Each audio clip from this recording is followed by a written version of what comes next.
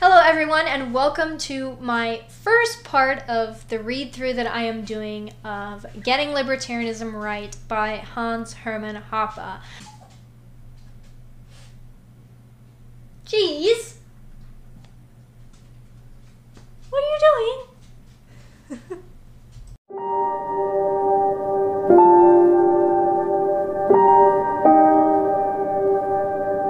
Getting Libertarianism Right by Hans Hermann Hoppe. Part 1. A Realistic Libertarianism.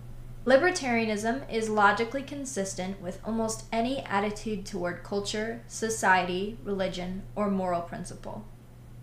In strict logic, libertarian political doctrine can be severed from all other considerations. Logically, one can be, and indeed most libertarians in fact are, hedonists, libertines, immoralists, militant enemies of religion in general and Christianity in particular, and still be consistent adherents of libertarian politics. In fact, in strict logic, one can be a consistent devotee of property rights politically and be a moocher, a scamster, and a petty crook and racketeer in practice, as all too many libertarians turn out to be. Strictly logically, one can do these things. But psychologically, sociologically, and in practice, it simply doesn't work that way. Let me begin with a few remarks on libertarianism as a pure deductive theory. If there were no scarcity in the world, human conflicts would be impossible. Interpersonal conflicts are always and everywhere conflicts concerning scarce things. I want to do X with a given thing, and you want to do Y with the same thing. Because of such conflicts, and because we are able to communicate and argue with each other, we seek out norms of behavior with the purpose of avoiding these conflicts. The purpose of norms is conflict avoidance. If we did not want to avoid conflicts, the search for norms of conduct would be senseless. We would simply fight and struggle. Absent a perfect harmony of all interests, conflicts regarding scarce resources can only be avoided if all scarce resources are assigned as private, exclusive property to some specified individual. Only then can I act independently with my own things from you, with your own things, without you and me coming into conflict. But who owns what scarce resource as his private property and who does not? First, each person owns his physical body that only he and no one else controls directly. I can control your body only indirectly by first directly controlling my body, and vice versa. And that only he directly controls, also in particular when discussing and arguing the question at hand.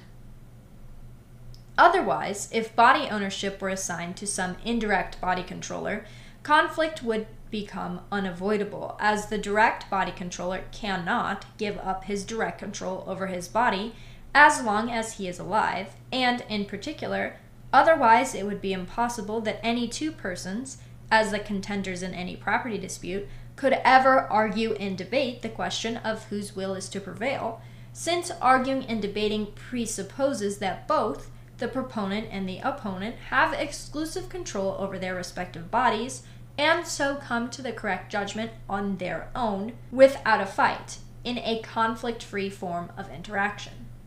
And second, as for scarce resources that can be controlled only indirectly, that must be appropriated with our own nature given, i.e. unappropriated body, exclusive control, property, is acquired by and assigned to that person who appropriated the resource in question first, or who acquired it through voluntary, conflict-free exchange from its previous owner.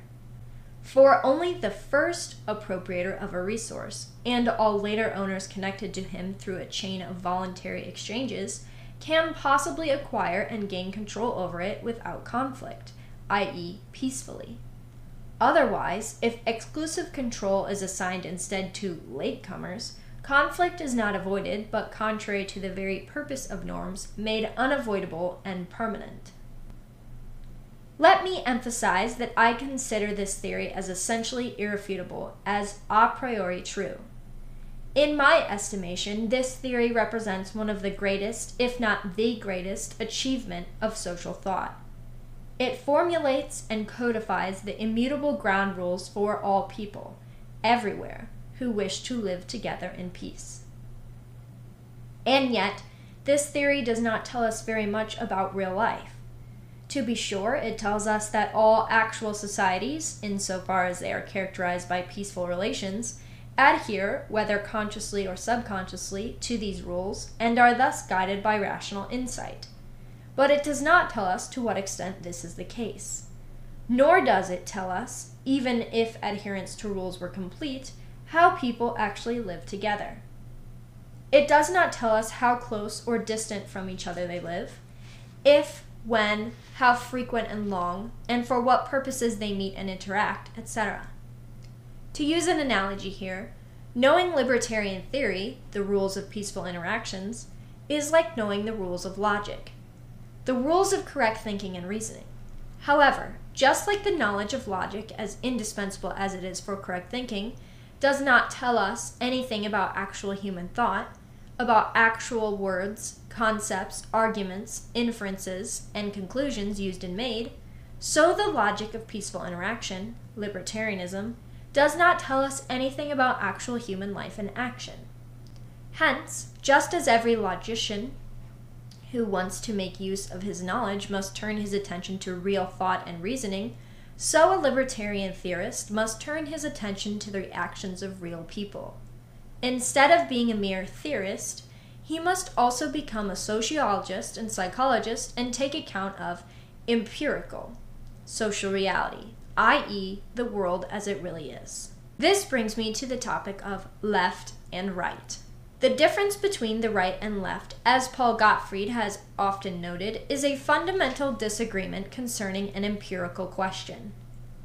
The right recognizes, as a matter of fact, the existence of individual human differences and diversities and accepts them as natural, whereas the left denies the existence of such differences and diversities or tries to explain them away, and in any case regards them as something unnatural that must be rectified to establish a natural state of human equality. The right recognizes the existence of individual human differences not just with regard to the physical location and makeup of the human environment and of the individual human body, its height, strength, weight, age, gender, skin, hair or eye color, facial features, etc., etc. More importantly, the right also recognizes the existence of differences in the mental makeup of people, i.e., their cognitive abilities, talents, psychological dispositions, and motivations. It recognizes the existence of bright and dull, smart and dumb, short and far-sighted, busy and lazy, aggressive and peaceful, docile and inventive, impulsive and patient, scrupulous and careless people, etc., etc. The right recognizes that these mental differences, resulting from the interaction of the physical environment and the physical human body, are the results of both environmental and physiological and biological factors. The right further recognizes that people are tied together or separated, both physically in geographical space and emotionally by blood, biological commonalities and relationships, by language and religion, as well as by customs and traditions. Moreover, the right not merely recognizes the existence of these differences and diversities. It realizes also that the outcome of input differences will again be different and result in people with much or little property, in rich and poor, and in people of high or low social status, rank, influence, or authority. And it accepts these different outcomes of different inputs as normal and natural. The left, on the other hand, is convinced of the fundamental equality of man, that all men are created equal. It does not deny the patently obvious, of course, that there are environmental and physiological differences, i.e., that some people live in the mountains and others on the seaside, or that some men are tall and others short, some white and others black, some male and others female, etc. But the left does deny the existence of mental differences, or, insofar as these are too apparent to be entirely denied, it tries to explain them away as accidental.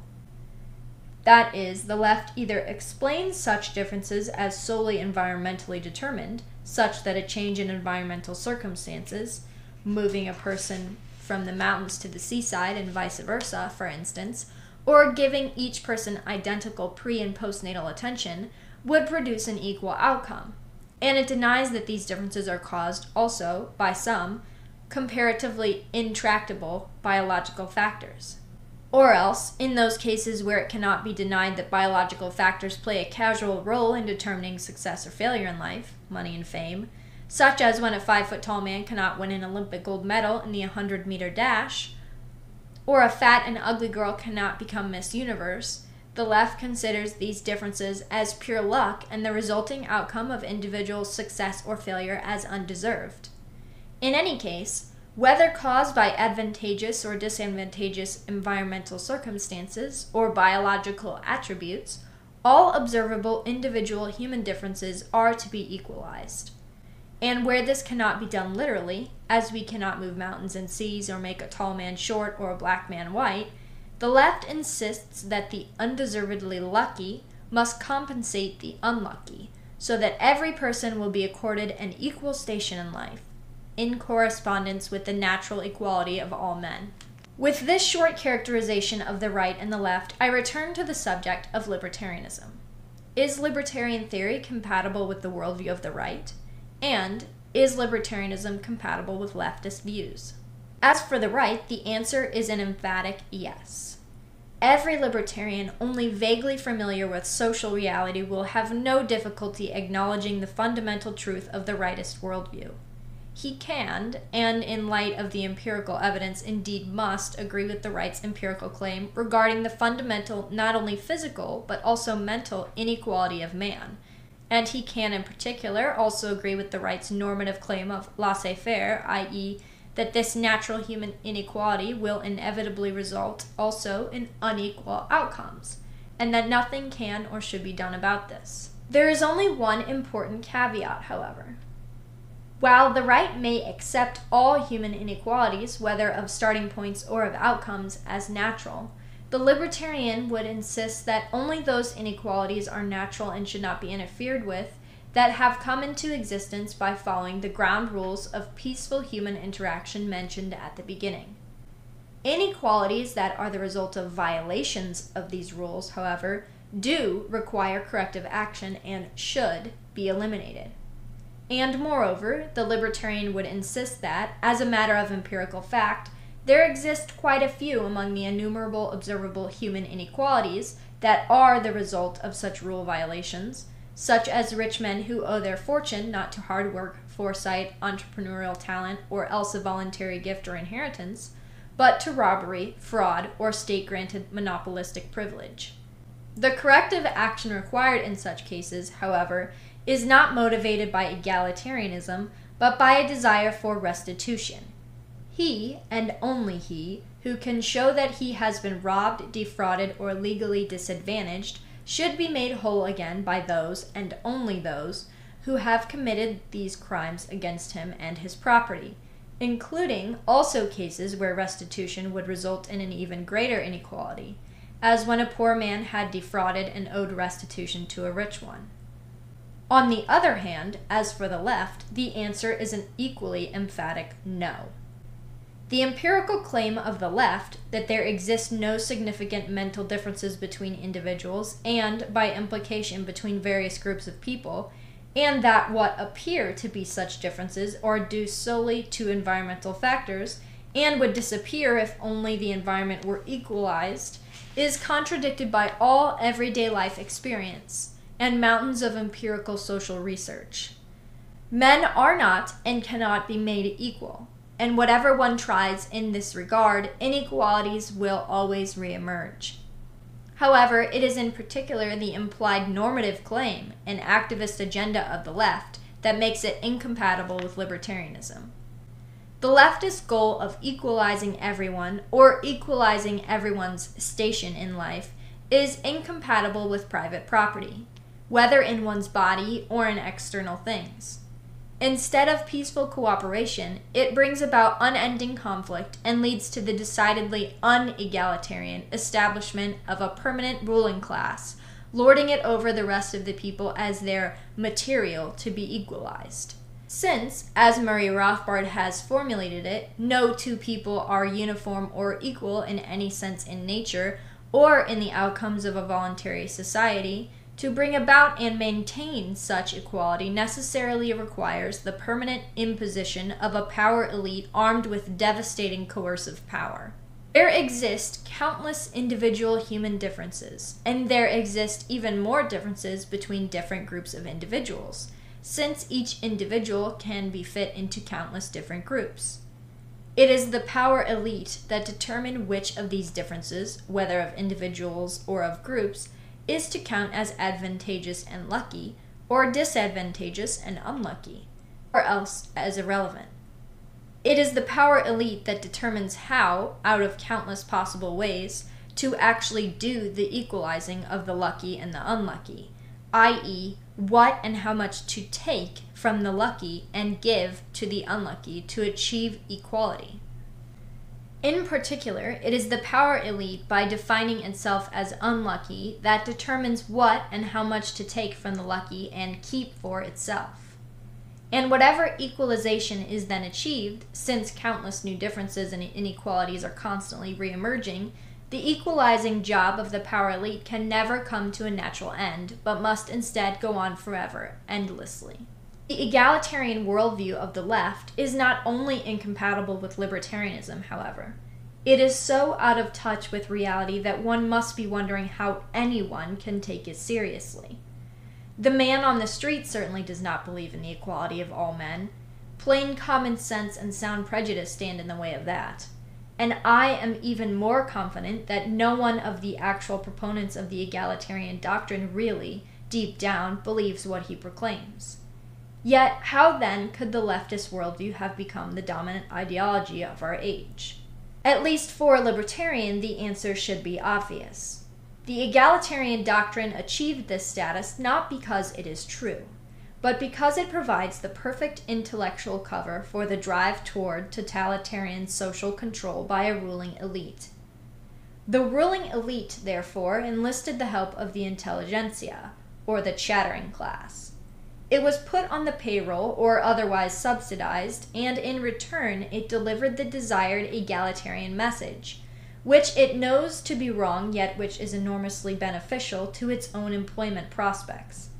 And so the most enthusiastic proponents of the egalitarian nonsense can be found among the intellectual class. Given then that libertarianism and the egalitarianism professed by the left are obviously incompatible, it must come as a surprise, and it is a testimony to the immense ideological powers of the ruling elites and their court intellectuals, that many who call themselves libertarian today are, and consider themselves to be, part of the left.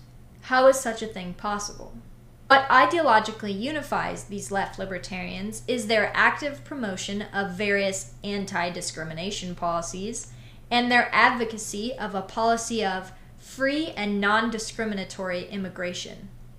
These libertarians, noted Rothbard, are fervently committed to the notion that, while each individual might not be equal to every other, that every conceivable group, ethnic contingent, race, gender, or, in some cases, species, are in fact and must be made equal, that each one has rights that must not be subject to curtailment by any form of discrimination. But how is it possible to reconcile this anti-discrimination stand with private property, which all libertarians are supposed to regard as the cornerstone of their philosophy, and which, after all, means exclusive property and hence logically implies discrimination? Traditional leftists, of course, do not have this problem. They do not think or care about private property. Since everyone is equal to everyone else, the world and everything on and in it belongs to everyone equally. All property is common property. And as an equal co-owner of the world, everyone has, of course, an equal right to access to everywhere and everything. Absent a perfect harmony of all interest, however, you cannot have everyone have equal property and equal access to everything and everywhere without leading to permanent conflict. Thus, to avoid this predicament, it is necessary to institute a state, i.e., a territorial monopolist of ultimate decision-making. Common property, that is, requires a state, and is to become state property. It is the state that ultimately determines not just who owns what, and it is also the state then that ultimately determines the spatial allocation of all people, who is to live where and allowed to meet and have access to whom, and private property be damned. After all, it is they, the lefties, who would control the state. But this escape route is not open to anyone calling himself a libertarian. He must take private property seriously.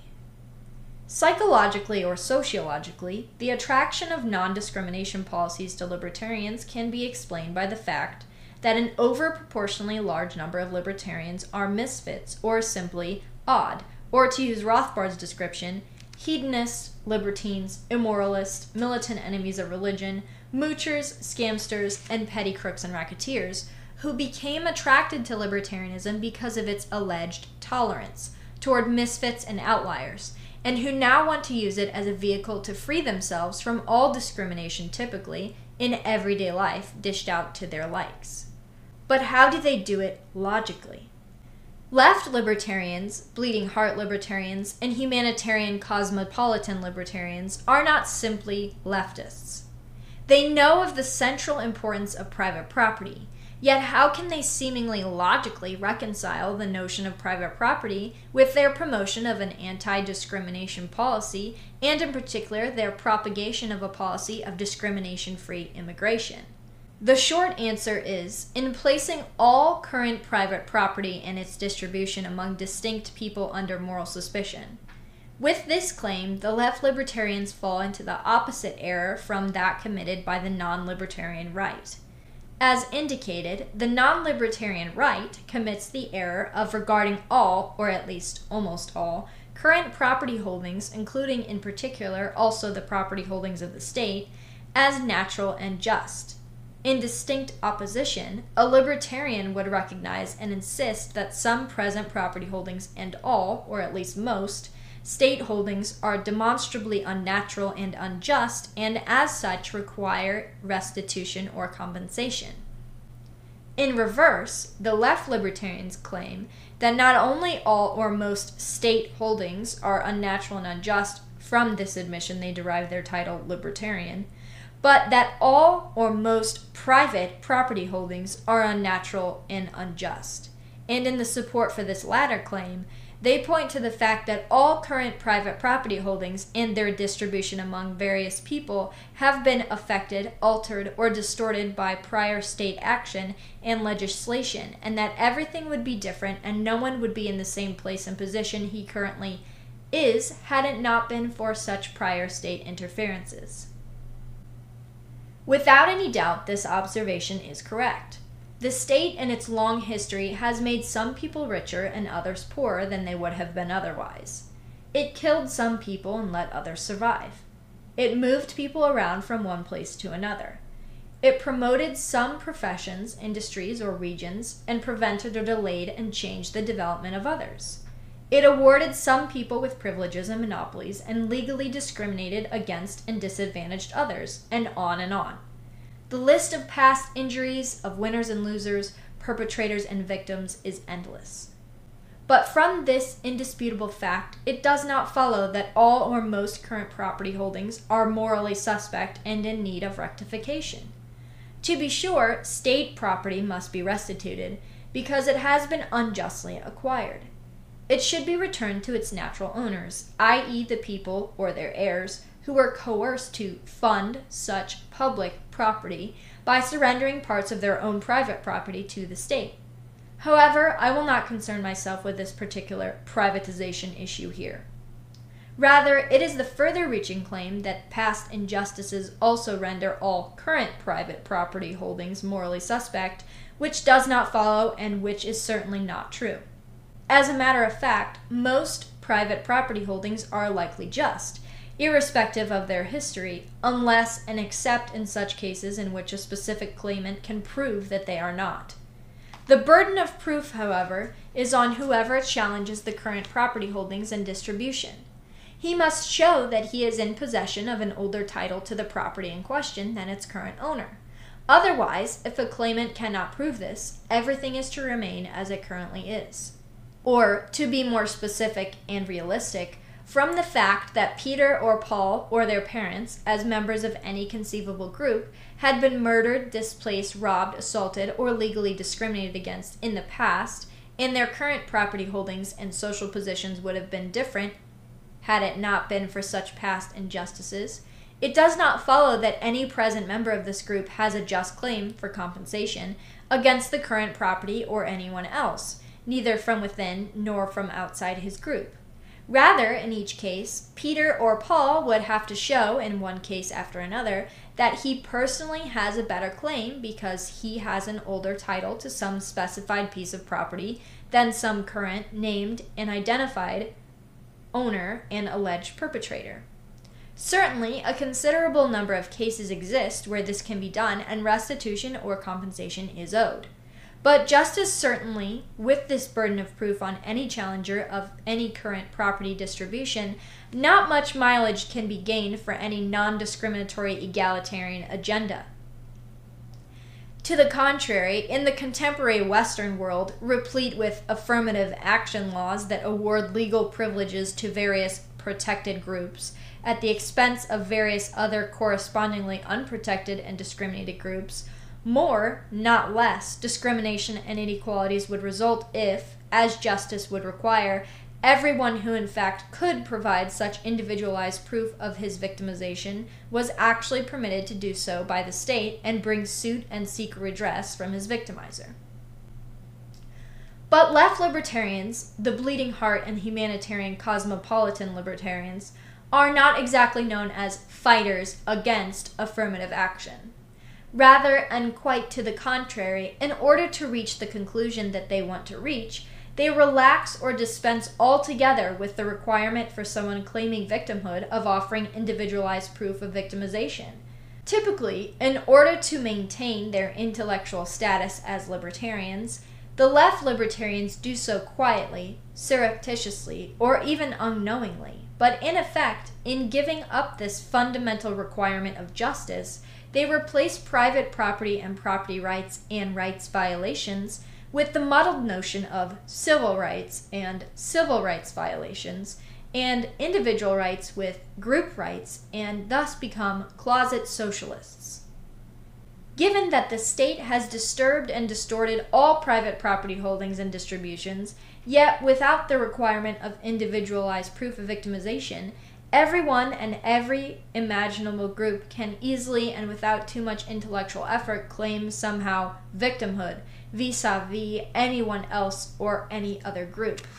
Relieved of the burden of individualized proof of victimhood, the left libertarians are essentially unrestricted in their discovery of new victims and victimizers, in accordance with their own presupposed egalitarian assumptions.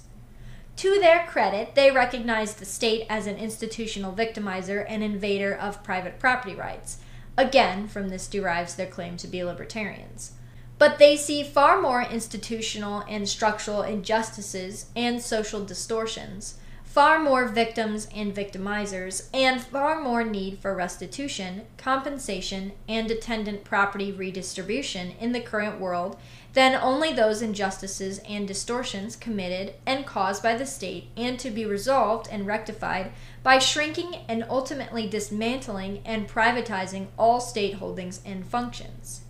Even if the state were dismantled, they hold, as late and lasting effects of its long prior existence or of certain pre-state conditions, other institutional distortions would remain in place that required rectification to create a just society. The views held by left libertarians in this regard are not entirely uniform, but they typically differ little from those promoted by cultural Marxists. They assume as natural, without much, if any, empirical support, and indeed against overwhelming evidence to the contrary, a largely flat and horizontal society of equals, i.e., of essentially universally and worldwide homogeneous, like-minded, and talented people of more or less similar social and economic status and standing, and they argue all systematic deviations from this model as the result of discrimination and grounds for some form of compensation and restitution. Accordingly, the hierarchical structure of traditional families, of sex roles, and of the partition of labor between males and females is considered unnatural. Indeed, all social hierarchies and vertical rank orders of authority, of headsmen and clan chiefs, of patrons, nobles, aristocrats and kings, of bishops and cardinals, of bosses generally, and of their respective underlings or subordinates are viewed with suspicion. Similarly, all great or excessive disparities of income and wealth, of so-called economic power, and the existence of both a downtrodden underclass as well as an upper class of super wealthy people and families are deemed unnatural.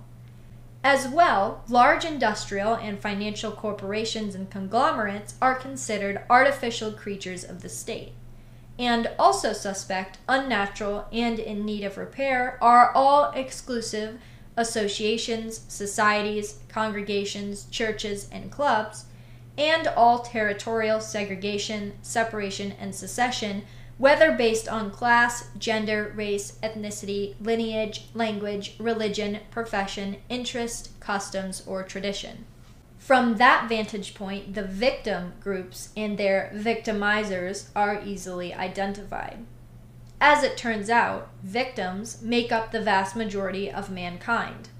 Everyone and every conceivable group is a victim, except that small part of mankind composed of white, including Northern Asian, heterosexual males, living traditional bourgeoisie family lives. They, and especially the most creative and successful ones among them, excluding, interestingly, only rich sports or entertainment celebrities, are the victimizers of everyone else. While this view of human history strikes one as bizarre in light of the amazing civilizational achievements originating from precisely this minority group of victimizers, it coincides almost completely with the victimology also propagated by cultural Marxists. Both groups only differ on the cause of this similarly defined, described, and deplored structural state of victimization. For the cultural Marxists, the cause for this state of affairs is private property and unbridled capitalism based on private property rights. For them, the answer how to repair the damage done is clear and easy. All necessary restitution, compensation, and redistribution are to be done by the state, which they presumably control. For the left libertarians, this answer does not work. They are supposed to be in favor of private property and the privatization of state property. They cannot have the state do the restitution because as libertarians they are supposed to dismantle and ultimately abolish the state. Yet they want more restitution than only that resulting from the privatization of all so-called public property. Abolishing the state is not enough for them to create a just society. More is needed to compensate the just mentioned huge majority of victims. But what? And on what grounds? Whenever there is individualized proof of victimization, i.e. if some person A can demonstrate that another person B had invaded or taken A's property, or vice versa, no problem exists. The case is clear. But absent any such proof, what else is it that the victimizers owe their victims, and on what grounds? How to determine who owes whom, how much, and of what? And how to implement this restitution scheme in the absence of a state and without thereby trampling on someone else's private property rights. This poses the central intellectual problem for any self-styled left libertarian. Not surprisingly, the answer given by them to this challenge turns out evasive and vague. From all I can gather, it amounts to little more than an exhortation. As a keen observer of the intellectual scene has summarized it, be nice. More precisely, you, a small group of victimizers, must always be especially nice, forgiving, and inclusive vis-a-vis all members of the vast majority of victims, i.e. the long and familiar list of everyone except white heterosexual males, and as for enforcement, all victimizers not demonstrating proper respect to some victim class member, i.e. victimizers who are nasty, unforgiving, or exclusive, or who say nasty or disrespectful things to them, must be publicly shunned, humiliated, and shamed into obedience. At first sight or hearing, this proposal of how to do restitution may, as can be expected coming from nice people, appear, well-meaning, harmless, and plain nice. In fact, however, it is anything but nice and harmless advice. It is wrong and dangerous. First off, why should anyone be particularly nice to anyone else, apart from respecting one's own respective private property rights in certain specified physical means, goods? To be nice is a deliberate action and takes an effort, like all actions do. There are opportunity costs. The same effort could also be put into other effects. Indeed, many, if not most of our activities are conducted alone and in silence, without any direct interaction with others, as when we prepare our meal, drive our car, or read and write. Time devoted to niceness to others is time lost due to other, possibly more worthwhile things. Moreover, niceness must be warranted. Why should I be nice to people who are nasty to me? Niceness must be deserved. Indiscriminating niceness diminishes and ultimately extinguishes the distinction between meritorious and faulty conduct. Too much niceness will be given to undeserving people and too little to deserving ones, and the overall level of nastiness will consequently rise and public life become increasingly unpleasant. Moreover, there are also genuinely evil people doing real evil things to the real private property of owners. Most importantly, the ruling elites in charge of the state apparatus, as every libertarian would have to admit. One surely has no obligation to be nice to them. And yet, in rewarding the vast majority of victims with extra love, care, and attention, one accomplishes precisely this. Less time and effort is devoted to exhibiting nasty behavior toward those actually most deserving of it. The power of the state will not be weakened by universal niceness, then, but strengthened. And why is it in particular the small minority of white heterosexual males, and especially its most successful members, that owes some extra kindness to the vast majority of all other people? Why not the other way around? After all, most, if not all, technical inventions, machines, tools, and gadgets in current use everywhere and anywhere, on which our current living standards and comforts largely and decisively depend, originated with them. All other people, by and large, only imitated what they had invented and constructed first. All others inherited the knowledge embodied in the inventor's products for free. And isn't it the typical white hierarchical family household of father, mother, their common children and prospective heirs, and their bourgeoisie conduct and lifestyle, i.e. everything the left disparages and maligns, that is economically the most successful model of social organization the world has ever seen, with the greatest accumulation of capital goods, wealth, and the highest average standards of living? And isn't it only on account of the great economic achievements of this minority of victimizers that a steadily increasing number of victims could be integrated and partake in the advantages of a worldwide network of the division of labor? And isn't it only on account of the success of the traditional white bourgeoisie family model also that so-called alternative lifestyles could at all emerge and be sustained over time? Do not most of today's victims, then, literally owe their lives and their current living to the achievements of their alleged victimizers? Why not the victims giving special respect to their victimizers? Why not bestow special honor to economic achievement and success instead of failure? And why not give special praise to traditional normal lifestyles and conduct rather than any abnormal alternative that requires, as a necessary condition of its own continued existence, a pre-existing dominant surrounding society of normal people with normal lifestyles? I will come to the apparent answer to these rhetorical questions shortly.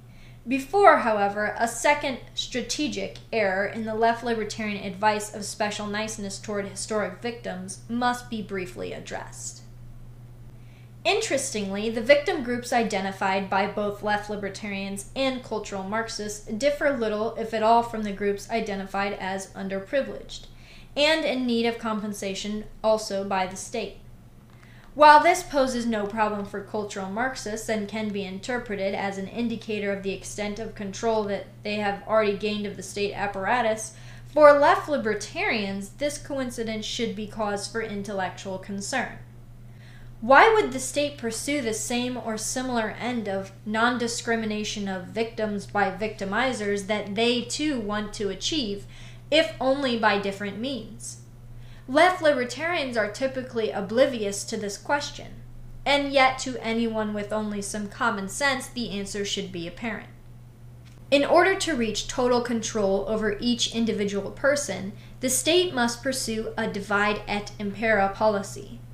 It must weaken, undermine, and ultimately destroy all other rival centers of social authority.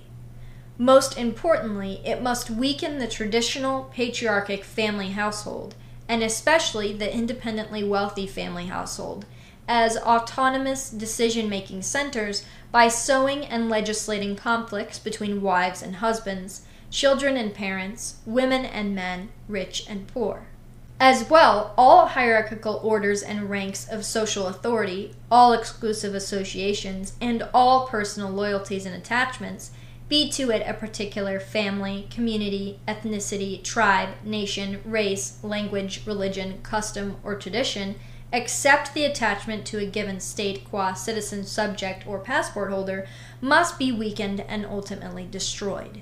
And what better way to do this than to pass anti-discrimination laws? In effect, by outlawing all discrimination based on gender, sexual orientation, age, race, religion, national origin, etc., a vast number of people are declared state-certified victims. Anti-discrimination laws, then, are an official call upon all victims to find fault and complain to the state about their own favorite oppressors, and especially the more wealthy ones among them, and their oppressive machinations, i.e. their sexism, homophobia, chauvinism, nativism, racism, xenophobia, or whatever, and for the state to respond to such complaints by cutting the oppressors down to size, i.e. in successively dispossessing them of their property and authority, and correspondingly expanding and strengthening its own monopolistic power vis-a-vis an increasingly weakened, fragmented, fractionalized, and dehomogenized society. Ironically then, and contrary to their self-proclaimed goal of wanting to shrink or even eliminate the state, the left libertarians with their peculiar egalitarian victimology become accomplices to the state and effectively contribute to the aggrandizement of its power. Indeed, the left libertarian vision of a discrimination-free, multicultural society is, to use Peter Brimlow's phrase, Viagra to the state. Which brings me to my final subject. The role of left libertarianism as Viagra to the state becomes even more apparent when one considers their position on the increasingly virulent question of migration. Left libertarians are typically ardent advocates, in particular, of a policy of free and non-discriminatory immigration. If they criticize the state's immigration policy, it is not for the fact that its entry restrictions are the wrong restrictions, i.e. that they do not serve to protect the property rights of domestic citizens, but for the fact that it imposes any restrictions on immigration at all. But on what grounds should there be a right to unrestricted free immigration? No one has a right to move to a place already occupied by someone else unless he has been invited by the present occupant. And if all places are already occupied, all migration is migration by invitation only. A right to free immigration exists only for virgin country, for the open frontier. There are only two ways of trying to get around this conclusion and still rescue the notion of free immigration. The first is to place all current place occupants and occupations under moral suspicion. To this purpose, much is made of the fact that all current place occupations have been affected by prior state action, war, and conquest. And true enough, state borders have been drawn and redrawn, people have been displaced, deported, killed, and resettled, and state-funded infrastructure, projects, Roads, public transportation, facilities, etc., have affected the value and relative price of almost all locations and altered the travel distance and cost between them. As already explained in a slightly different context, however, from this indisputable fact, it does not follow that any present place occupant has a claim to migrate to any place else, except, of course, when he owns that place or has permission from its current owner. The world does not belong to everyone. The second possible way out is to claim that all so-called public property, the property controlled by local, regional, or central government, is akin to open frontier, with free and unrestricted access. Yet this is certainly erroneous. From the fact that government property is illegitimate because it is based on prior expropriations, it does not follow that it is unowned and free for all. It has been funded through local, regional, national, or federal tax payments, and it is the payers of these taxes then, and no one else, who are the legitimate owners of all public property. They cannot exercise their right, that right has been arrogated by the state, but they are the legitimate owners. In a world where all places are privately owned, the immigration problem vanishes. There exists no right to immigration. There only exists the right to trade, buy, or rent various places. Yet what about immigration in the real world with public property administered by local, regional, or central state governments? First off, what would immigration policies be like if the state would, as it is supposed to do, act as a trustee of the taxpayer owner's public property? What about immigration if the state acted like the manager of the community property jointly owned and funded by members of a housing association or gated community? At least in principle, the answer is clear. A trustee's guideline regarding immigration would be the full cost principle. That is, the immigrant or his inviting resident should pay the full cost of the immigrant's use made of all public goods or facilities during his presence. The cost of the community property funded by resident taxpayers should not rise or its quality fall on account of the presence of immigrants. On the contrary, if possible, the presence of an immigrant should yield the resident owners a profit, either in the form of lower taxes or community fees, or a higher quality of community property, and hence all around higher property values. What the application of the full cost principle involves in detail depends on the historical circumstances, i.e., in particular on the immigration pressure. If the pressure is low, the initial entry on public roads may be entirely unrestricted to foreigners, and all costs insofar associated with immigrants are fully absorbed by domestic residents in the expectation of domestic profits. All further-going discrimination would be left to the individual resident owners. This, incidentally, is pretty much the state of affairs as it existed in the Western world until World War I. But even then, the same generosity would most likely not be extended to the use made by immigrants of public hospitals, schools, universities, housing, pools, parks, etc. Entry to such facilities would not be free for immigrants. To the contrary, immigrants would be charged a higher price for their use than the domestic resident owners who have funded these facilities, so as to lower the domestic tax burden. And if a temporary visitor immigrant wanted to become a permanent resident, he might be expected to pay an admission price to be remitted to the current owners as a compensation for the extra use made of their community property. On the other hand, if the immigration pressure is high, as currently in the Western, white, heterosexual, male-dominated world, more restrictive measures may have to be employed for the same purpose of protecting domestic resident owners' private and common property. There may be identity controls not only at ports of entry, but also at the local level, in order to keep out known criminals and otherwise undesirable riffraff. And apart from the specific restrictions imposed on visitors by individual resident owners regarding the use of their various private properties, there may also exist more general local entry restrictions.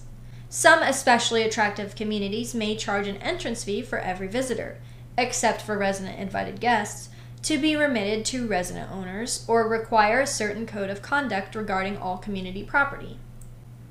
And the requirements of permanent ownership residency for some communities may be highly restrictive and involve intensive screening and a heavy admission price, as is still the case today in some Swiss communities.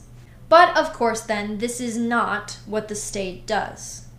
The immigration policies of the state that are confronted with the highest immigration pressure of the US and Western Europe have little resemblance with the actions of a trustee. They do not follow the full cost principle. They do not tell the immigrant essentially to pay up or leave.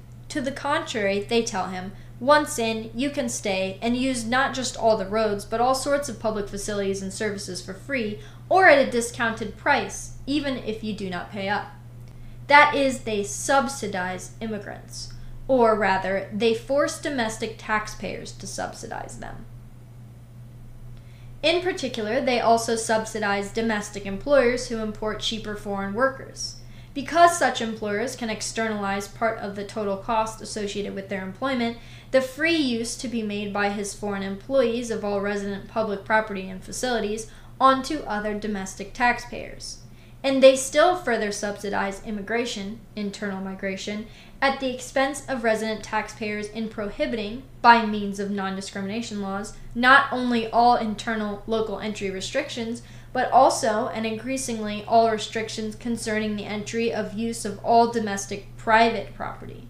And as for the initial entry of immigrants, whether as visitor or resident, states do not discriminate on the basis of individual characteristics, as a trustee would and as every private property owner would regarding his own property, but on the basis of groups or classes of people, i.e., based on nationality, ethnicity, etc. They do not apply a uniform admission standard of checking the identity of the immigrant, of conducting some sort of credit check on him, and possibly charging him an entrance fee. Instead, they allow some classes of foreigners in for free, without any visa requirement, as if they were returning residents. Thus, for instance, all Romanians or Bulgarians, irrespective of their individual characteristics, are free to migrate to Germany or the Netherlands and stay there to make use of all public goods and facilities, even if they do not pay up and live at German or Dutch taxpayers' expense.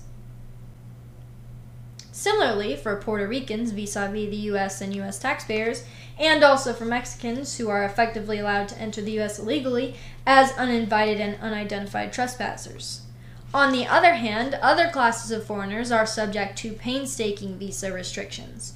Thus, for instance, all Turks, again irrespective of their individual characteristics, must undergo an intimidating visa procedure and may be entirely prevented from traveling to Germany or the Netherlands, even if they have been invited and command over sufficient funds to pay for all costs associated with their presence. Resident owner taxpayers are thus harmed twice, once by indiscriminately including some of the classes of immigrants even if they can't pay up, and on the other hand by indiscriminately excluding other classes of immigrants even if they can. Left libertarians do not criticize this immigration policy as contrary to that of a trustee of public property ultimately owned by private domestic taxpayer owners, however, i.e. for not applying the full cost principle and hence wrongly discriminating, but for discriminating at all. Free, non-discriminatory immigration for them means that visa-free entry and permanent residency be made available to everyone, i.e. to each potential immigrant on equal terms, regardless of individual characteristics or the ability to pay for the full cost of one's stay. Everyone is invited to stay in Germany, the Netherlands, Switzerland, or the US, for instance, and make free use of all domestic public facilities and services. To their credit, left libertarians recognize some of the consequences this policy would have in the present world. Absent any other internal or local entry restrictions concerning the use of domestic public properties and services, and increasingly absent all entry restrictions regarding the use of domestic private property, owing to countless anti-discrimination laws, the predictable result would be a massive inflow of immigrants from the third and second world into the US and Western Europe, and the quick collapse of the current domestic public welfare system. Taxes would have to be sharply increased, further shrinking the productive economy, and public property and services would dramatically deteriorate. A financial crisis of unparalleled magnitude would result. Yet why would this be a desirable goal for anyone calling himself a libertarian? True enough, the tax-funded public welfare system should be eliminated, root and branch. But the inevitable crisis that a free immigration policy would bring about does not produce this result. To the contrary, crises, and everyone vaguely familiar with history would know, are typically used and often purposefully fabricated by states in order to further increase their own power. And surely the crisis produced by a free immigration policy would be an extraordinary one. What left libertarians typically ignore in their nonchalant or even sympathetic appraisal of the predictable crisis is the fact that immigrants who caused the collapse are still physically present when it occurs. For left libertarians, owing to their egalitarian preconceptions, this fact does not imply a problem. For them, all people are more or less equal, and hence, an increase in the number of immigrants has no more of an impact than an increase of the domestic population via a higher birth rate. For every social realist, however, indeed for everyone with any common sense, this premise is patently false and potentially dangerous. 1 million or more Nigerians or Arabs living in Germany, or 1 million or more Mexicans or Hutus or Tutsis residing in the US is quite a different thing than 1 million more homegrown Germans or Americans. With millions of third and second world immigrants present when the crisis hits and the paychecks stop coming in, it is highly unlikely that a peaceful outcome will result and a natural private property-based social order emerge. Rather, it is far more likely, and indeed almost certain, that civil war, looting, vandalism, and tribal or ethnic gang warfare will break out instead, and the call for a strongman state will become increasingly unmistakable. Why then, one might ask, does the state not adopt the left libertarian free immigration policy and grasp the opportunity offered by this predictable crisis to further strengthen its own power? Through its internal non-discrimination policies and also its current immigration policies, the state has already done much to fragment the domestic population and so increase its own power. A free immigration policy would add another enormous dose of non-discriminatory multiculturalism. It would further strengthen the tendency towards social dehomogenization, division, and fragmentation, and it would further weaken the traditional white, heterosexual, male-dominated bourgeoisie social order and culture associated with the West. The answer as to why not appears simple, however. In contrast to left libertarians, the ruling elites are still realistic enough to recognize that besides great opportunities for state growth, the predictable crisis would also entail some incalculable risk and could lead to social upheavals of such proportions that they themselves may be swept out of power and replaced by other foreign elites. Accordingly, the ruling elites proceed only gradually, step by step, on their path toward non-discriminatory multiculturalism. And yet they are happy about the left libertarian free immigration propaganda because it helps the state not just to stay on its present divide et impera course, but to proceed on it at an accelerated pace. Contrary to their own anti-statist pronouncements and pretensions, then, the peculiar left libertarian victimology and its demand for undiscriminating niceness and inclusiveness vis-a-vis the long familiar list of historical victims, including in particular also all foreigners qua potential immigrants, actually turns out to be a recipe for the further growth of state power. Cultural Marxists know this, and that is the reason why they adopted the very same victimology. The left libertarians do apparently not know this, and are thus the cultural Marxists' useful idiots on their march toward totalitarian social control. Let me come to a conclusion and return to libertarianism and the topic of left and right, and thereby finally also to the answer to my earlier rhetorical questions concerning the peculiar leftist victimology and its significance. You cannot be a consistent left libertarian, because the left libertarian doctrine, even if unintended, promotes statist, i.e. unlibertarian ends. From this, many libertarians have drawn the conclusion that libertarianism is neither left nor right, that it is just thin libertarianism.